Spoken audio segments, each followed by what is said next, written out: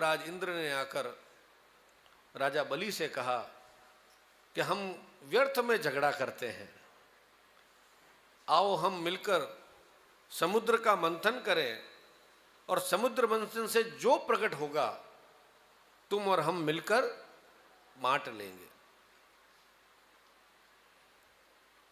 तो अपने मथानी होती है दही को मथने के लिए, जिससे छाछ और मक्खन बनता है। तो समुद्र तो अत्यंत विशाल है, उसको मथने के लिए मथानी और जो उपकरण चाहिए कहाँ से लाए?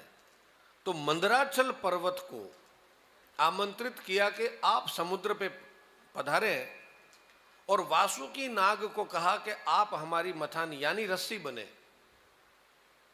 जिससे हम मंदराचल पर्वत से समुद्र का मंथन कर सके। तो सभी दानव और देवता मिलकर मंदराचल पर्वत को समुद्र की ओर लाने लगे। वासुकी नाग प्रसन्न होकर जो मथने के लिए रस्सी होती है वो बनने को तैयार हो गए। जैसे ही समुद्र के ऊपर लाकर मंदराचल पर्वत को रखा तो भार के कारण डूबने लगा। उसी समय प्रभु ने कच्छप अवतार धारण करके मंदराचल पर्वत को अपनी पीठ पर धरा। बोलिए कच्छप भगवान की। मंदराचल पर्वत को अपने पीठ पर धरा और भगवान के ही योजना अनुसार देवता जाकर वासुकी नाग के मुख की ओर खड़े हो गए।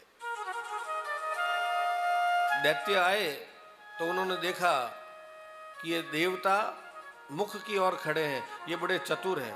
दानव है दुष्ट लेकिन भोले हैं, देवता चतुर है।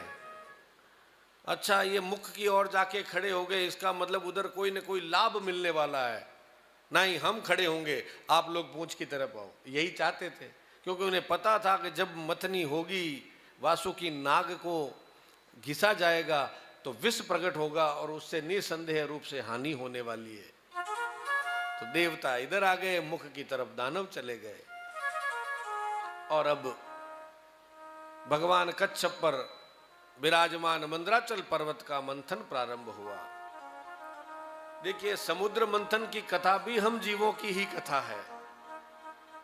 हम भी जब जीवन में जब कभी एकांत में बैठकर इस मन का मंथन करते हैं,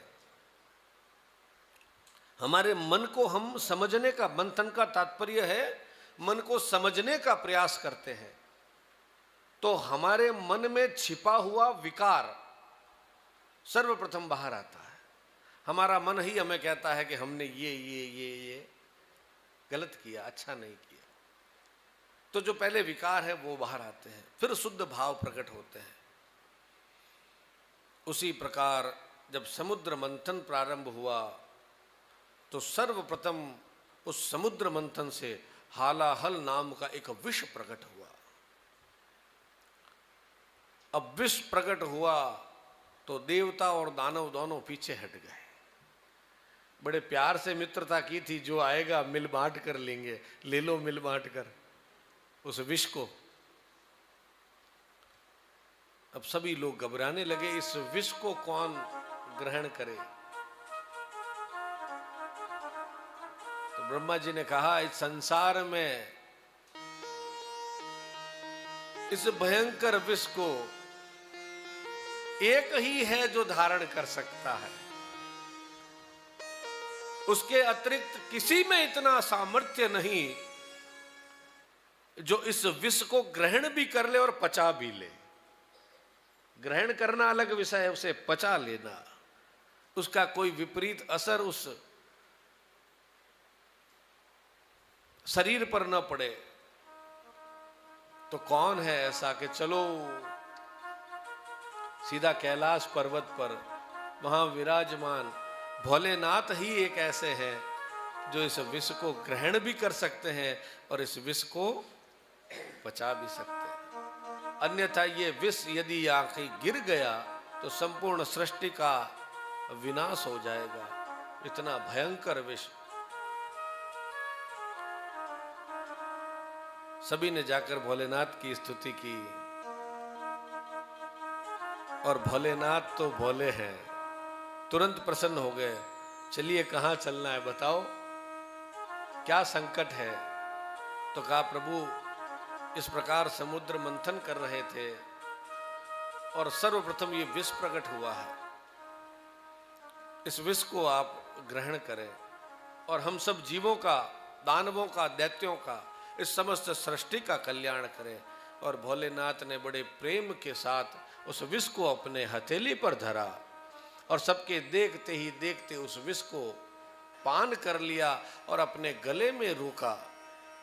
विष के प्रभाव से कंठ नीला पड़ गया और प्रभु नीलकंठ कहलाए। बोलिए नीलकंठ महादेव की।